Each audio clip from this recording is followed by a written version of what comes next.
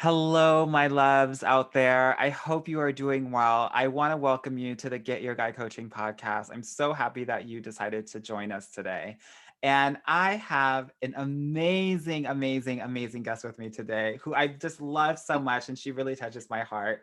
I have Oh, Rashida Bonds here, and she is hi. a life coach for, well, I'm not going to actually like describe everything that you do because I think Okay. that you are the best person to do it. So Okay. why don't you tell everybody exactly your magic? Okay. So, yeah, my name's Rashida Bonds. I am a certified life and family coach, and I really work specifically with the families of LGBTQ plus youth, trying to help create accepting households so that Yes. we can have beautiful, loving, happy families all over this world. Yeah, yeah. So I know people out there are like, well, why is she on this podcast? I don't understand. I don't get it. Right. You know, one of the things that I know in doing this work so much is that one of the major things that's important if you're going to be successful in this love game is that you have to learn to accept yourself and Mm, accept others. And yeah. Rashida is literally the acceptance coach that I know, the best one that I know when it comes to really learning how to be accepting. So Yeah. I thought she would be the perfect guest for us to talk about all of these accepting things and why it's hard for us and what to do and what that next step will be to get you on the road to accepting yourself, because I know that when you accept yourself, you can accept others. And when you can accept others, you can create connection and partnership. So I'm Yes. just so happy that you're here, girl. So I'm so excited to be here. yeah, Thank you. why is acceptance important to you? Oh man, it's almost like the keystone of getting around on this planet, really. Yeah. Because especially self-acceptance, not even I'm not at all talking about the acceptance of others, but self-acceptance allows you to one live freely, which I think that sometimes seems like an obscure outer space kind of concept, to Yeah. live freely, because we all find the things, if the thing isn't imposed upon us, we find the thing that sort of oppresses us from living authentically, right? But if we are living in acceptance of ourselves, then we are truly being venturing into what it is to live free from the constraints of others' acceptance, right? Yeah. And then also, we feel free enough to take up space.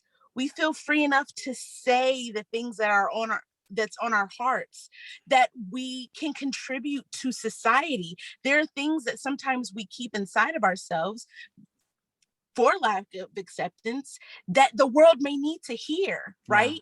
And so if we can gain an acceptance of ourselves, then we can make the world around us better. Yeah.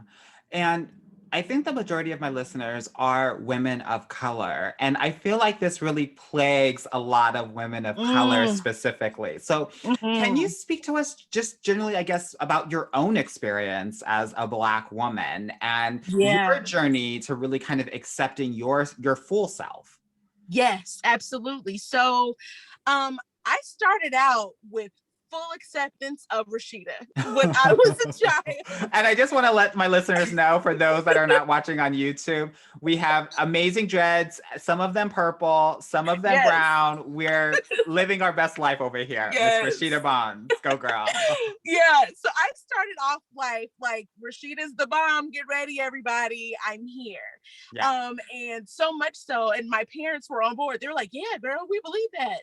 And so I was a performer. I had an agent by the age of 5. I was going to New York for auditions. I was doing commercials locally. I was performing on stage. Girl, I you were was the doing Black Britney Spears girl. I I was chasing Tippis Bledsoe, like Vanessa from the Cosby Show. Like I Yeah. was chasing her, like, oh, we about to do this, Tippis. It's about to be me and you, even though I was only a year older than Rudy. But I was out there and I would audition, and if I didn't book gigs, I never felt bad about myself. I truly always felt bad for the people who didn't cast me. Yeah. Like, Yeah. I'm really sorry that you all didn't cast me. Your production just is not going to be as good as it would if I was there, you know? Yeah. And I rocked with that for a really long time. It wasn't really until late elementary school, early middle school that started to change. And Which it changes for most girls, right? yep, It's like yep. so funny. They say like literally the age of 7 is that age Mm-hmm, where it like flips, where it's like you're amazing, like, you know, Wonder mm-hmm. Woman before then. And then for Yeah. some reason between 7 and 13, some crazy things change. So what changed for you? So I was raised to believe that adults were right all the time. Mm. And so there were many adults in my life who did not have the tools that they needed to feel okay about themselves. And so they projected their self-consciousness onto me. Mhm. And they wanted me to know that I wasn't as special as I thought I was. They would say things like, you think you're cute, but you're not as cute as you think you are. Mm. Or Goodness. I wouldn't get, after getting cast in a in a national commercial, they would cast me in super small non-vocal roles to take me down a peg because I thought I was better than everyone else. Mhm. And that was never the case, but it was how they felt. Right. And if an adult said it for me, then it must be true, right? And then I go to middle school and just children are awkward and everything is wrong. And And also I've always children are mean. mean, just mean. And I've always been a thick chick, and Yes, for it the has thickums. thickums. And it was not until I got, you know, probably into my late 30s that I was cool with that. And so all of that happened, high school happened, and it's really weird because that's my experience. But one of my fellow coaches and friends went to high school with me, and she was like, oh, everyone wanted to be your friend. You were so popular. You were so this. I was like, me?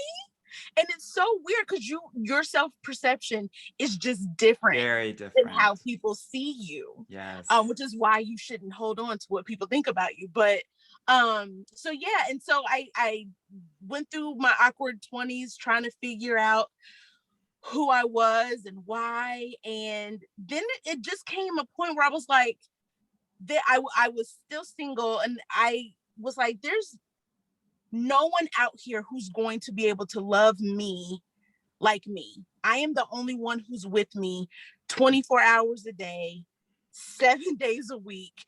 I have to enjoy my own company Yeah. before I start getting company of someone else. And so I dated myself. I And what went does on that look like? What does that look I like? well, I've always worked in nonprofits, so I've never balled. Um, but I would get box pizza, like frozen pizza, and a cheap bottle of wine, and I would go to Blockbuster because this is how long ago Yes, was. Blockbuster every Friday. Yes. Yes. Uh-huh. And I would get a cheesy romantic comedy, and I would eat my box pizza and drink my wine and have a good old time. And I actually went to the movie theater sometimes. I would go to restaurants. I would go to, I love music. So I would go to music stores. I would go to the theater. I have a lot of friends who do shows. So I would just do stuff by myself. And what did those things give to you, right? Because we do things all the time, right, by ourselves. So, Mm-hmm. what was it about the intentionality, I think, of those specific Right. things that you're talking about that helped to, I guess, flip the switch or get you on the journey to this self-acceptance? Yes. So I will also say that I went in very consciously knowing that when my mom and my dad divorced, my mom struggled to figure out who she was outside of that marriage. Yeah. And so I knew that if I were to ever get married, I never wanted my identity to lie in another person. So I wanted to figure out the stuff that I truly liked and what I truly didn't like. That way I could vocalize that easier. Mhm. figuring out ways, is this a boundary? Is this a deal breaker for me? Is this a boundary for me? Is this a thing that I love and I want more of this in my life? And like just really figuring out what I liked, what I didn't like, That's right. what fed me and filled me, and what deplenished me and took my energy, so that I could regulate those things without the distraction of another person around. And I think just understanding those things can give you a level of confidence that you didn't have before, just the clarity in and of Man, itself, right? yes. And with that confidence comes the acceptance. Absolutely. Yeah. Absolutely. And so it became a whole lot less about what other people said and a whole lot more about I don't care, because I actually know what it is, because I'm here 24/7. And so your perception is, it really truly belongs to you. And it took me that Yes. journey to do that. And so once I turned 40, I remember thinking, oh, no one can tell me anything about me. Right. No one can tell me about me. They can give suggestions and Mm-hmm. they can share what their observations are, but no one can tell me about myself. And that's a really important point that I think that people kind of intellectually get, but don't emotionally get. That like Yeah. literally, you know yourself the best. And like, if we're being 100% real and Mm-hmm. honest, Mm-hmm. no one really knows you. Right. No Right. one knows you. Right. They know what you present to them, Absolutely. but oftentimes we don't present 100% of who we truly are. So whatever they're Yeah. judging what you're presenting and not necessarily who you are. Even my mama, That's I right. lived in her body. We shared a body for 9 months. She is probably, outside of my husband, the closest person to me. Mm-hmm. And she still has to work on her perceptions of what I'm giving her, Mm-hmm. because she doesn't. I am a whole developed adult. And Yeah. when I was a kid, she may have known things about me that I didn't know, because, I'm a kid figuring out the world. But today, even my mama can't tell me about Right. me. Right. I know. Well, that's so Yeah. funny because, um, when I talk to a lot of my clients, some of them aren't able to say that, right? Mm-hmm. That they are valuing the opinions of their parents so much that we're always trying to get their approval, right? I guess Yeah. maybe it starts in school when we got the A and we got attention and we got validation, and then it went to Mm-hmm. college and then the good job, and then it's like this constant I'm journey of doing telling that. you, Yeah. especially since my daughter is so young, she's just 5. It literally starts at birth. Mm, It starts with the hi and the hi, because if children don't get that, that messes up their development, right? It gives them some arrested development. And then when you're walking, in the good job, and the, oh, you did this thing, oh, you're talking, oh, it's constantly that. And, oh, that thing you said is funny, oh, that got a reaction, let me do that again. That it is constant looking to your parents for safety and yeah. for acceptance from moment one. And so the hardest thing is to break away from that, and Yeah. and to say, for better or for worse, when my parents got divorced, it it was hard, but it also stopped them from being these people on this, like, maybe unfair pedestal.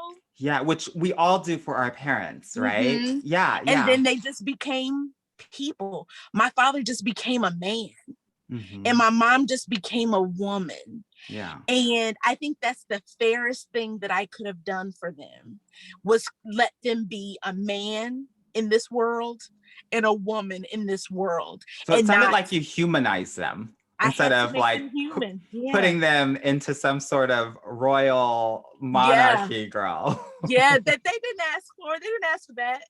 Yeah. And it just is, it comes with parenting. But Yeah, once they became human to me, I was able to have a lot more grace. Yeah. And also their opinion of me didn't matter as much because they were just this dude and this chick. Like that Right. happened to me about who I love dearly, who I love so much. But they are flawed people just like me. And so Yeah. their opinion, but that's a hard place to go. And I had to go through some really hard stuff to get to that, to allow them to be human. So Yeah. that's a hard journey for people to get to. Yeah. So I'm hearing that we humanize our parents to help to relinquish that hold, that connection, or that hold that we have to want to please them, to Mm-hmm. always have acceptance from them. Are there any Mm-hmm. other kind of ideas that you have that might be able to help us, um, I guess, prioritize the acceptance in ourselves versus our parents? Yeah. So I think the idea that people's opinions are fleeting. And my grandmother always used to say, and my mom used to say it too, the only person you can control is yourself, right? Right. I come from a huge family. My mom is one of 15 kids, Wow. and there are 40 some grandkids. And that's just a lot of people. And we were all in the same town, the same city for a very long time. That's a whole lot of people to be around each other. And Yeah. so, there's conflict, obviously, it's family, but that's where I learned I didn't have to be liked by everybody, because it Mm, would be a day that someone or someone's people, several people would be happy with me, and then another day they wouldn't. right. And if I put my value into those opinions, I would be all over the place. I would be like, okay, today I'm valuable. People are smiling at me. People are clapping for me. And okay, today I am worthless and unvaluable because, and I mean, and you go through that because mostly, especially when you're a child and when you grow up and you're still seeing that, and validation feels good. I mean, I'm a performer. I love Yeah. when people clap for me. You know what I'm saying? Yeah. But I have to also understand that it's at any point the applause will stop. Yeah. People will go home, and I still have to be here with me. Right. And so people's opinions are fleeting. They're going to come and they're going to go. But if you are rooted in your own self-acceptance, then those tides aren't going to sway you as much. I'm so glad that you mentioned this because I think it's an important point to make that, and this goes to acceptance, right? Accepting Mhm. their opinion as their Yeah. thing, Yeah. right? And Yeah. accepting my opinion about me as my thing and Yeah. prioritizing that, right? There was Like a they phrase that can I feel learned. however they want to feel, and Yes. that's good. And we accept that, right? Their Mm-hmm. opinion is not for us to be annoyed by, disappointed by. I mean, if you feel those feels, that's great, but Yeah. that's our job is It's just to theirs. accept that, right? That's Yes. them. That's where they're at. That's their journey. And I accept how they're feeling about a certain situation, understanding Yes. that I'm not in control and I don't have any sort of power to try to control someone else. Yeah. Yes. What are you I going to had say? to learn this phrase. Does this belong to me? Hmm. Does this belong to me? Oh, no, this isn't mine. I'm going to go ahead and let you have that. That is Yeah. yours. I'm going to let you have that. And that includes their opinion or whatever of me. That doesn't belong to me. Yeah. Yeah. Why do you think people have such issues with accepting themselves? Because it's hard work. It's hard work because we measure ourselves with unrealistic measuring tools, right? Yeah. Society, media, television, magazines, what our perceptions of it, like I was saying about in high school when people are like, oh, you're popular, how did you not? And I was like, you thought that about me? Like what we think people's lives are like, Instagram, like what it looks like other things are, and then we're living in our reality. We just the common way to feel is that we're not enough and that we're not where everyone else seems to be. Yeah. right? And so it's hard work to, one, know that you have things about you that you want to fix, but be okay with it. Like, this is, even though I want to change this or improve this or be better at this or whatever, this right here is a part of who I am right now. And that's okay. That's a hard thing to say with any sort of sincerity, Yeah. you know. And it's a lot of self-work, and sometimes doing self-work feels selfish. Yeah. And I know, especially as Black women, we are taught that that is the opposite of humility, and it is And humanity, where you're just and supposed to humanity. give to everybody. Yes. Yeah. Yes, we're not allowed to think about ourselves. We're not allowed to feel good about ourselves. Like, how dare you Yeah. feel good about yourself and feel happy and comfy in your skin? Like, how dare you do that? And so the act of doing that is literally an act of resistance. The act of loving and accepting and putting in the work, because the work is hard and that journey is hard. But doing that is an act of resistance, because people are like, why are you doing that? Yeah. You know what? I don't think it is hard. I think that we're not taught how to do it. Boom. Right? That, like, Boom. if we were taught, if this was Yes. taught in school, if our parents were able to teach us, and there are some parents out there that actually do teach their children how Yes. to accept themselves. You know, those kids in school that, like, people are talking about them, and it just, like, water off a duck's back, and you're like, Yes. What? this person is not Okay. fazed by anything, right? Right. They Right. were brought up in a way where they fully accept themselves, just like how you Yeah. were, right? Yeah. Yeah. And so I think that, like, as a whole, we aren't necessarily taught that, like, this is how you do it, right? Like, Right.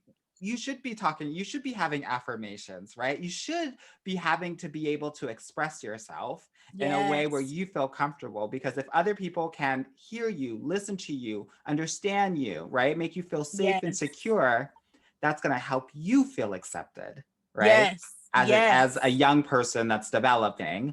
And then Yes. with that foundation, you can go off and do all of the amazing things that you're supposed to do as a young adult and adult. Yeah. Yes, I 100% agree with that. It's what you're taught. It's how you're taught to feel comfortable. Even now, like, my parents made me feel good about me, but even now I'm sort of expanding on that. And because I was also taught, a child, you watch when you talk.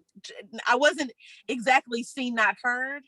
My mother let me talk, but when other adults weren't around, like, she was like, okay, now tell me how you feel. You know what I mean? And Mm, so I'm like adding on to that a little bit, where, if it is an adult conversation, we're talking about adult things, my daughter isn't involved. But if it is something that involves her, we ask her opinion. And she loves it. She'll, like, get in a pose and, like, well, yeah. let me see. But giving her that opportunity to take up space and to know that her opinion matters, she's going to expect that in the world. And I want her to expect that. Right. But if you don't have the tools to give it, like, if your parents didn't have the tools to give it to you, then it's your responsibility as an adult to learn that thing. Like, Yeah. if you didn't learning Spanish is hard as an adult, because just learning any other language is hard sometimes. But it is your job as an adult to get that skill. Right. You can't be taught Spanish if it wasn't happening in your house, but now you have to go learn it. Right. And that's acceptance too. Yeah. And it's interesting, right? We talk about, like, how we're raised. As children, right? We take everything personally. It's anything that happens, it's because of us, right? Yes. That's just how the Yes. child ego is. Yeah. And so anything that isn't making me, number one, a priority, I have all of the attention, as a child, I'm always going to feel not accepted, right? So this is why, for the listeners out there, when you're thinking about your, let's say maybe you have walls up, or you find yourself always judging other people, and you're trying to figure out, well, why is that, right? I want you to think about those times in your childhood where you felt like you were not accepted, when you were not a priority, when you did not get the attention, right? You didn't get the nurturing, you didn't get the the unconditional love, because that's where Mm-hmm. this is coming from, Right. right? Yeah, Right. definitely. And you don't know what else to do. Like, you don't have that other tool. You don't know what you're actually supposed to be doing in that situation because that's what you were taught. Yeah. So you were talking about, like, as adults, we have to learn the Spanish. We have to learn the acceptance, right? Yeah. We talked Mm-hmm. about, I guess, humanizing parents, but also I guess that could be translated into humanizing other people and letting them kind of be on their journey. Mm-hmm. What other things can we do to help to work that acceptance muscle? Well, I really loved the whole process of taking yourself out on a date. I tell everyone that. Yeah. But then also, I'm really big about affirmations. And I saw actress and comedian Amanda Seales. She has like little notes all over, post-it notes all over her house of just stuff. And I just thought that was such a great idea. So I have some like all over my room and my bathroom, just places where I spend time when I'm getting ready. You know what I mean? Yeah. On my computer. I have like, you are dope, you are fly, you are funny, you are smart, like all of those things all around. And I'm even teaching my daughter. We have affirmations every morning, but I'm saying them with her. Yeah. So those are things that I'm also, as she's saying them, I'm taking them on myself too. You know what I'm saying? I I love think that. affirmations are so great, and they feel really weird at first because you're like, I'm saying these things, but it's such a good practice. And I just want to say, I totally agree with you. And I think sometimes people will, like, look at it and read it in their head. You have to read it out loud. You have Yeah. to verbalize it. You need to Yes. hear your own voice say it for it to become even more real, right? So Yes. when you have these, don't read them in your head, girl. Like, say them out Say them loud. out loud and look at Yeah. yourself. Like, find a mirror Yes, mirror and work. say these things to yourself in your own face. Say them to yourself. I saw something, and I'm not anywhere near a scientist. I'm a performer. But I heard something where if you say I love you to yourself, Yes. it like changes stuff molecularly. You know what I'm Mhm. saying? Like in Yeah. your DNA. And if you just stand in front of a mirror and say, I love you, woo, those first few I love yous are strange and hard. They can be, you can start crying. Like, Yeah. it's just really a really amazing experience. But I recommend it to all. Yes. So Just everyone out there, for 2 minutes a day, get in front of the mirror, put some, like, very low music in the background, anything that's going to get you Mhm. centered, and just start telling yourself that you love yourself. I love you. Yes. I love you. I love you. I love you. Woo. And Woo, it's good. email me at anwar@getyourguycoaching.com and let me know how that has been for you for a week, right? Just for a Mhm. week, right? So 2 times 7, 14 minutes of just saying I love you for a week. Y'all Yeah. can do it. So don't talk to me, you don't have time. You can do it. And let me know at the end of the week how things have changed for you, how you are feeling. Yes. Because ultimately, we are here to make sure that you are accepting yourself, not Mhm. just so that you can get a guy, because that's cherry on top and you can always Right. get a guy. I don't really care about that too much, but because I want you navigating this world completely differently as a whole new woman, right? And I know that Mhm. this is such an important part of doing that. So Rashida, thank you so much for bringing this up, because I know exactly what you're talking about, and it's such a powerful example. And it's something I used to Yeah. do as, like, in my younger 20s, when I was, like, going out a lot and needed to pep myself Mhm. up. Like, that's something that I would do, and my friends would be like, girl, what are you doing? I'd be like, girl, I'm loving Yes. myself. Yes. Yeah, yeah. It's so important. And so I read an article once where Jill Scott said, make them smell you. Mm, And what that was is that, when you're not feeling yourself, that puts out, you put that out, that energy out. There's a yeah. smell even Mm-hmm. that comes out, and it repels people, friends, romantic partners, whatever, it can repel it. But if you are working on yourself, and that's actually where I got the idea to start dating myself and stuff. She was like, I started going on dates with myself. I got cast in Rent. I was doing all this stuff. I was making my own money. I was feeling myself. And I put out a smell because I wasn't looking for anyone, but because I was feeling myself and I just was happy in my own skin, I gave off a smell. And she was like, girl, make them smell you. Yes, girl, make them smell you. And just to Yes. relate that to dating, right? When you got your own stuff going on and you're into yourself, one, you teach people how to treat you, right? Because you're treating yourself so well that they're like, oh, okay, this is how I treat this person. Oh, I don't waste their time. One. Yes.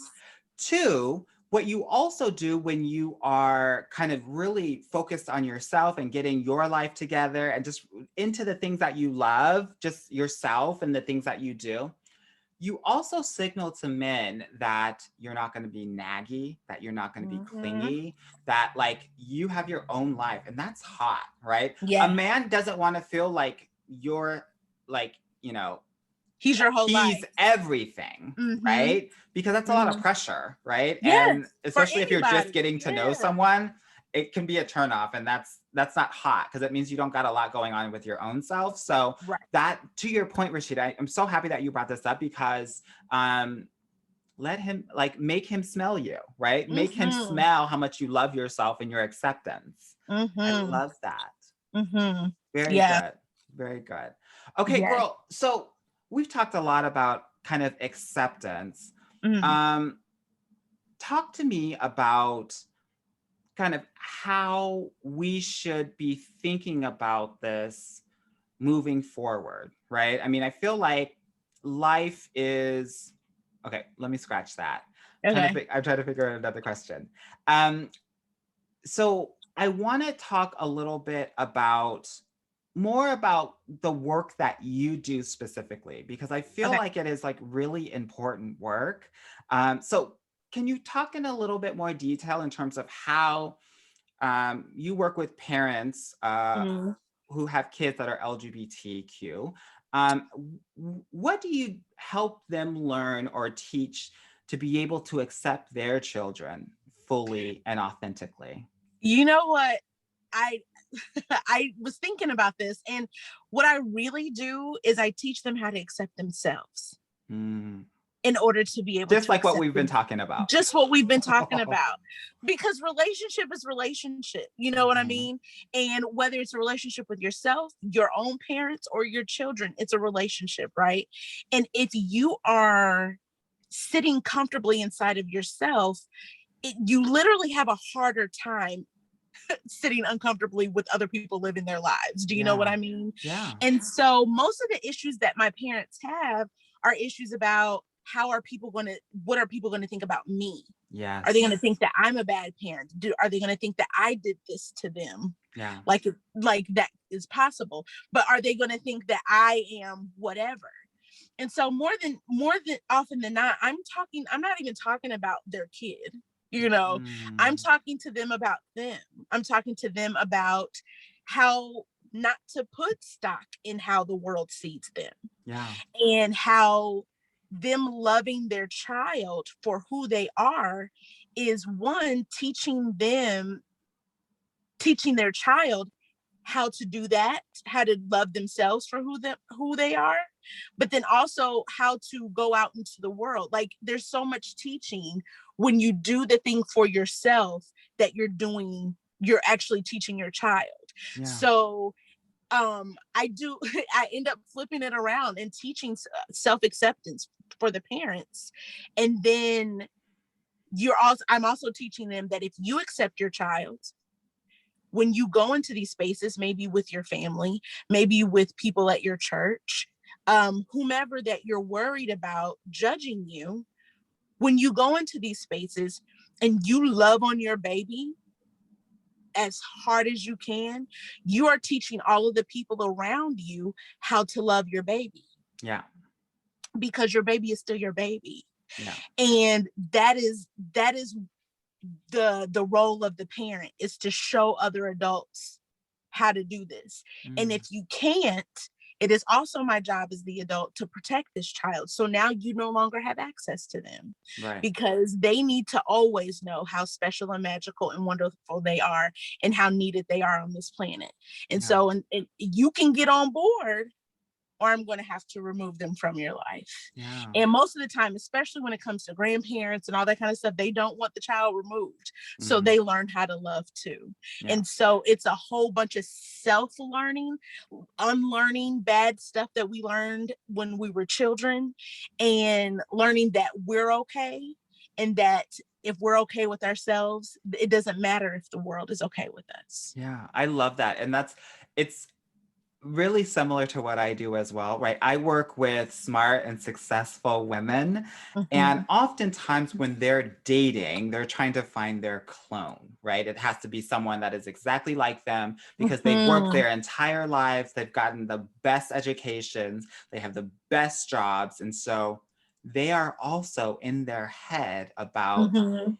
this person has to look at least like me, be like me, have a similar resume as me, or people are going to think badly about me. Yes. Right. And I've been Yes. I've been spending my entire life creating this reputation for myself. And I want to make sure that my partner actually Reflects that. helps to reflect it Mhm. or elevate it versus Yes. just accepting who that person is and enjoying how they make you feel, right? Yeah. Because what I've learned, and you've probably seen this in your work as well, is that if you are truly happy, the people around you are going to notice that, observe that, and be happy that you have found someone to actually like bring ultimate joy in your life, right? That is going to Absolutely. love you. Doesn't matter what they look like, Right. what school they went to. If this person is making you the best person that you can be and completely Yes. loved and whole and full, and just, safe and understood and Mhm. heard, everyone else is going to get on board. So Yes. yeah, yeah. And it sounds like that's the same for your work as It's well. the same. It's relationship, right? It's Yes. relationship, and it's the most important. And it sounds so cheesy and like corny or whatever, but the most important relationship you have is with yourself, because all of the other ones fall in line. Yeah. Yeah. They fall in line after that. Well, Rashida, I just want to, as someone who is LGBTQ, I want to thank you for the work that you do because it's Oh, so important. And um, it is, it's life changing. And I don't know if you hear this a lot, but it's so important. And I don't know where I would be if my mother didn't accept me yeah. and protected me and advocated for me. People, no, okay, this podcast is not about me, but I want to share that like I navigate this world very differently than a lot of other LGBTQ Mm-hmm. individuals out there. And people would Yeah. look at me and they would try to figure out, why are you so confident? Why do you love yourself? Why do you accept yourself? And Yeah. it was my mom. Yeah. Yes. That's it. So Yes. I just And want to thank God I for want to her, thank you because because thank you're it. Yes. spreading that. Yeah. And thank God for your mom, because if she weren't that, then you wouldn't be giving the world all of the things that you're giving the world. And we need Yeah. that. We need what you got. We need your special sauce. We need all of that. And that's why the work is so important, because these babies are magical and they need to be on this planet, Yeah. period. Yes. Yes. Yes. So Yes. it is my honor. It is my Well, honor to do this work. it is amazing, and I just want to acknowledge that because I don't know if it gets acknowledged as much as it should, but I think that it should. Okay, Thank you. enough of my feels in this podcast. Lord knows that that was not the intention here. I love it. So, girl, stepping back a second, talk Okay. to me about how you got your guy. Okay. So I will say this. I really believe that I was just given off the smell, because Okay. I really met him right at the peak of my journey to self. Mm-hmm. And I was feeling myself. I worked at the Children's Museum of Indianapolis, which is the largest children's museum of the world and the Uh-huh. best children's museum of the world. And I was an actor full time, which is not a thing in Indianapolis, Indiana, unless you're working at the Children's Museum. Yeah. And we had a bunch of actors who were hired on, and a friend of mine who had moved up to management, he was like, Rashida, I think we just hired your husband. I was like, no, that's Oh crazy. my He was gosh. like, he's an actor, he's a musician, and he's straight. And I was like, what? What now? And so, and he was like, he's just physically your type also, which is really like he has all the things. So I was like, that is strange. Okay. So the day I met him, I was like, oh no. I literally said that outside of my mouth because I was like, this is going to be terrible. I'm just really starting to enjoy this time by myself and this Yeah. boy coming up in here. And so we worked together as actors and we were friends for 6 months. We wrote poetry. I listened to his music.